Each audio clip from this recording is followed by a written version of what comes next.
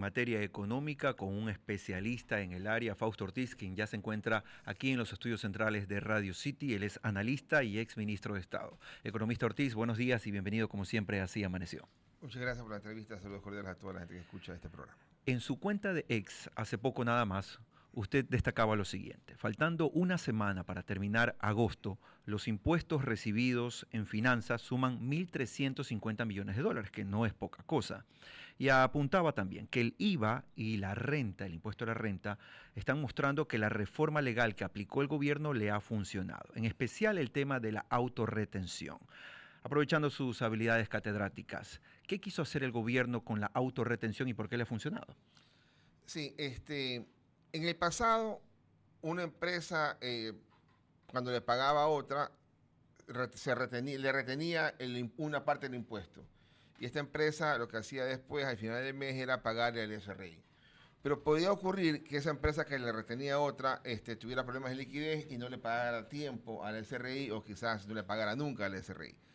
Y el gobierno dice, bueno, la verdad que pareciera que esto existe y vamos a hacer un cambio, dice el gobierno, y vamos a hacer que las grandes empresas, los grandes contribuyentes al SRI, que serán por ahí unas 400 empresas, puedan autorretenerse. O sea, no darle la posibilidad que una empresa pequeñita se haga la retención y la tenga que pagar ellos al SRI. Sino más bien que sea la gran empresa la que hace la autorretención y luego esa gran empresa le puede pagar al SRI. ¿Y por qué es importante? Porque el SRI dice, prefiero controlar a 400 grandes empresas que han sido formales siempre y quieren mantenerse formales, que a 80.000 empresas que quizás en el camino puedan perderse, cerrar, quebrar y no tienen una vida tan larga como los grandes contribuyentes. Pero eso está bien, entonces. Está muy bien porque es una forma de asegurar, sin tener que incrementar tasa impositiva, asegurar recaudación. Y eso es lo que aparentemente estamos notando en las recaudaciones de los últimos 3 o 4 meses.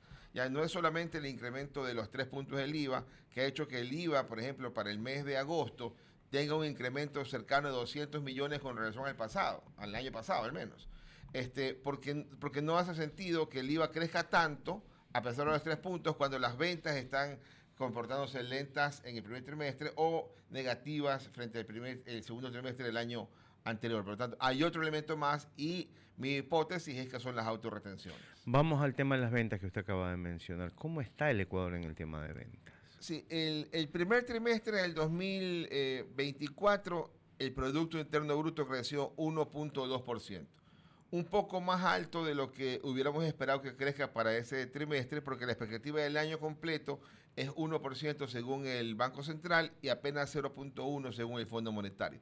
Pero ¿qué le pasó a las ventas en ese trimestre? Crecieron 1.3% frente al mismo trimestre del año 2023.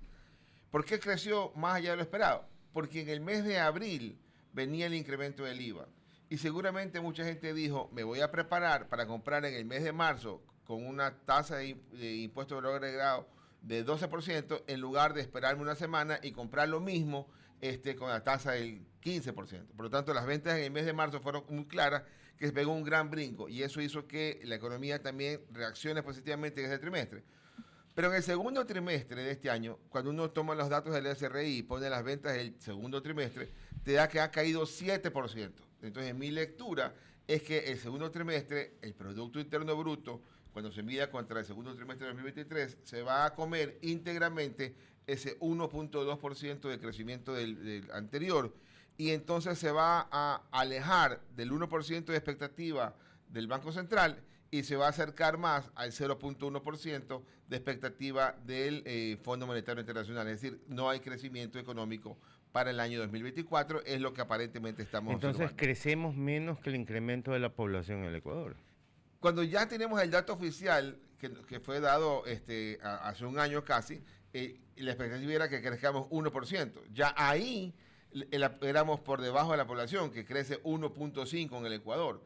Pero si ahora vamos a crecer, según el dato del Fondo Monetario, si se lo creemos, el 0.1, entonces estamos creciendo 15 veces por debajo de lo que crece la población. Es decir, no estamos creciendo, estamos de alguna forma retrocediendo y por eso cae el per cápita y por eso también de alguna forma no mejora el empleo. Esto y las exportaciones y el tema del petróleo nos están llevando no a un buen panorama.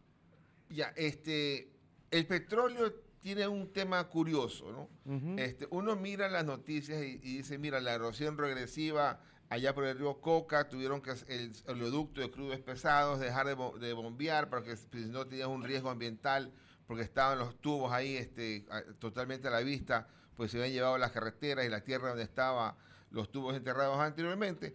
Pero cuando uno mira las cifras del Banco Central, resulta que tienes incremento en la producción petrolera en los primeros 6 meses de este año con relación al año pasado, incremento en la exportación petrolera frente al año pasado, ves las cifras de comercio exterior y ves que el petróleo ha aumentado cerca de $1.000 millones en exportaciones frente al año anterior y la diferencia de precios no es tan brusca.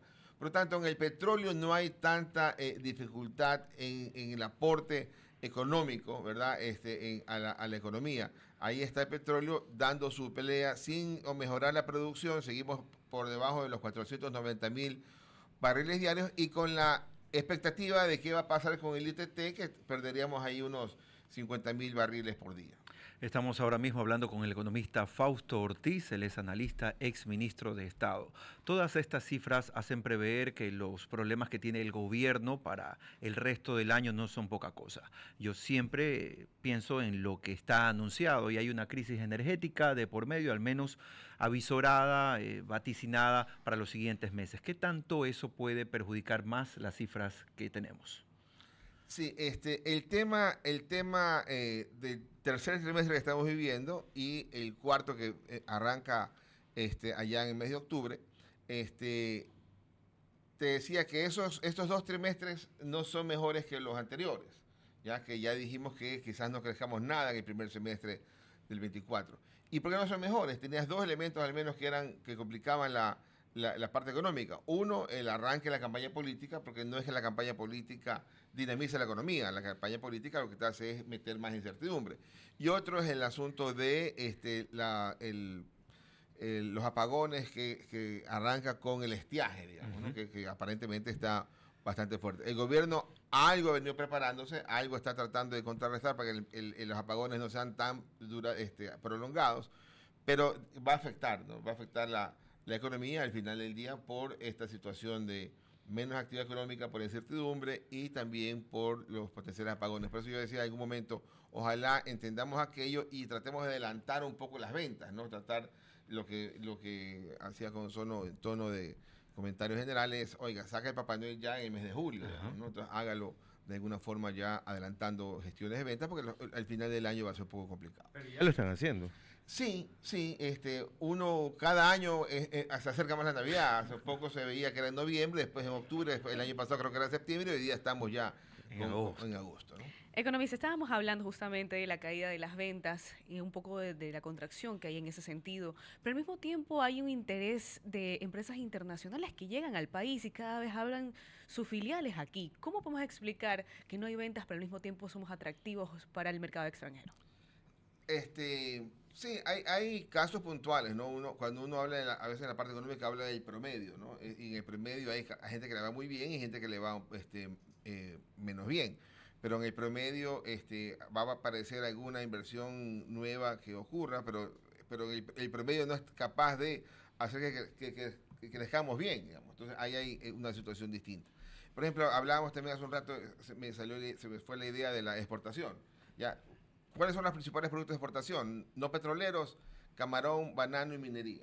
Se ha metido por ahí un cuarto producto de exportación que es cacao, que está al triple precio que el año anterior, ¿verdad? Y está ya superando los $1.000 millones en exportación. Pero a excepción del cacao, que tiene un incremento brutal en el precio, los otros, minería, camarón y banano, están con crecimientos negativos con el año pasado. Negativos como qué, por ejemplo, minería muy mal el precio, el camarón bastante mal el precio y banano ahí equilibrado, bastante peleándole, digamos, ¿no? Ha tenido mejoras en volumen también. Pero las ventas no es un tema acá creciente, ¿no? O sea, y por ahí si alguien trae un producto nuevo, ojalá que le vaya bien. Eso hay que analizarlo bien, pero hay espacio para todos.